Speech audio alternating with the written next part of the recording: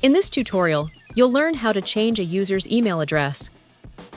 To change the primary email address of a user in your Zendesk support account, click the search icon, enter the name of the user, and press Enter. Next, click Users to open the user profile search results. Click the name of the user to open their user profile.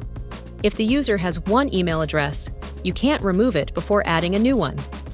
Click plus Add Contact, select Email, and enter the new email for the user. Press Enter or click away from the text field to save the email address. To verify the email address, click the email and select Verify Now.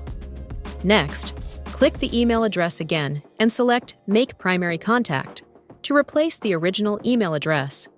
To remove the original email address, click and select Remove.